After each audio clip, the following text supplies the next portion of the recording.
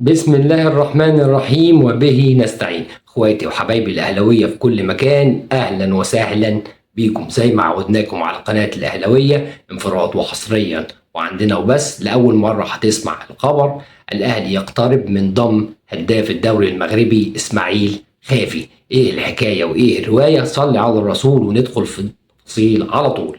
الحمد لله على نعمه النادي الاهلي، عندنا لجنه مختصه باكتشاف اللعيبه اللي تصلح لارتداء فانيلة النادي الأهلي. بمجرد إن مارسيل كولر ولجنة التخطيط اجتمعت على إن موديست لن يستمر مع النادي الأهلي الموسم القادم نظرا للمقابل الكبير الذي يتقاضاه، وبالنظرة للي بيقدمه في الملعب إن هو ما قدمش المنتظر منه. فخلاص موديست كده آخر الموسم استقر الجميع على رحيله، وعشان كده لجنة التخطيط ومارسيل كولر أصدروا الضوء الأخضر للجنة الكشافين أو السكاوتنج إنها تقدم تقارير عن المهاجمين الذين يصلحون لارتداء الفانيلا الحمراء الموسم القادم.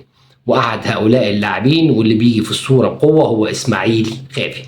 إيه حكاية إسماعيل خافي؟ إسماعيل خافي ده لاعب هداف بالفطرة، تألق بشدة في موسم 21-22 وعشان تألق بشدة في الموسم دوت جاله أكتر من عرض من أكتر من نادي، وكان أكبر العروض من نادي السيلية القطري. وانتقل اللاعب لنادي السيلية القطري، لكن للأسف كان اللاعب حظه سيء جدا جدا أثناء لما لعب للسيلية. اتصاب أكتر من إصابة ولعب معهم 12 ماتش وأحرز هدفين فقط، وده اللي دفع مجلس إدارة نادي السيلية القطري للاستغناء عنه آخر الموسم. وطبعا رجع المغرب وكان راجع من الإصابة وما كانش مقدم موسم كويس مع السيلية، فما جالوش أي عروض من أندية القمة المغربية، وجاله عرض من نادي في وسط الجدول المغربي اسمه نادي اتحاد طنجة. لكن اللاعب لأنه خامة جيدة وزي ما بيقولوا كده يعني في ريحة التهديف في ريحة الهدافين، اللعيب تألق تاني بشدة وأصبح هداف في الدوري المغربي مرة تانية. وده اللي دفع مجلس إدارة النادي الأهلي للبحث وراء اللاعب، وتم تكليف عبد القيعي ثعلب الصفقات بالاستفسار من مسؤولين نادي اتحاد طنجة عن رغبة في بيع اللاعب. والمسؤولين في نادي اتحاد طنجة أخبروا الكابتن عبد القيعي إن في نية لبيع اللاعب، خصوصا إن اللاعب سينتهي عقده في موسم 2025 ويحق للتوقيع لأي نادي في فترة الانتقالات بعد القادمة. فدي فرصة نادي اتحاد طنجة إنه يكسب في اللاعب مكسب كويس، خصوصا إنه اشتراه ب 250 ألف دولار بس، وبيتسابق على الحصول على خدمات اللاعب الرجاء والوداد والنادي الأهلي. في أنباء عن دخول نادي الزمالك الصفقة، لكن بعد أنباء وقف القيد عن نادي الزمالك أعتقد إنها كانت أنباء فقط، أو حتى لو كان الزمالك حاول يدخل في الصفقة فأصبح دلوقتي خارج الصفقة.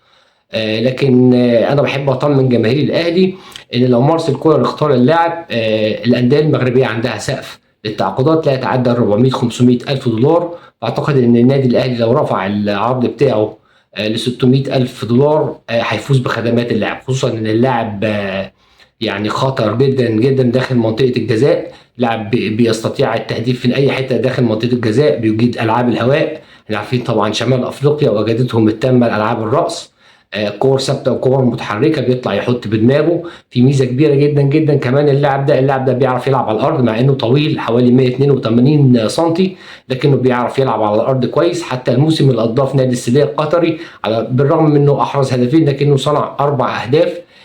ينفع جدا في طريقه النادي الاهلي، يعرف يعمل 1 2 مع زمايله، يعرف يوصل زمايله للجون. اللعيب بيتميز كمان انه عنده تسديدات صاروخيه.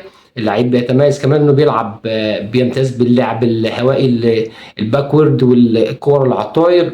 هو خطر جدا، عايز اقول لك ان هو خطر جدا جوه منطقه الجزاء، وبيحتاج لنص فرصه اي زاويه مفتوحه يقدر يصوب على المرمى بشكل متقن وبشكل يعني قوي جدا.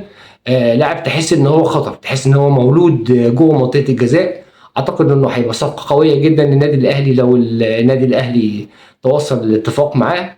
عايز اقول لك كمان ان انا يعني الاخبار ديت الحصريات دي كلها انا بحب اقدمها لك بعد ما بدور انا وفريق العمل وبنتعب وبنجمع الاحداث، بحاول اقدمها لك بشكل سهل، بحاول ما اطولش عليك. اتمنى ان الفيديو يكون عجبك، ويا ريت وانت ماشي تعمل لي لايك على الماشي، والسلام عليكم.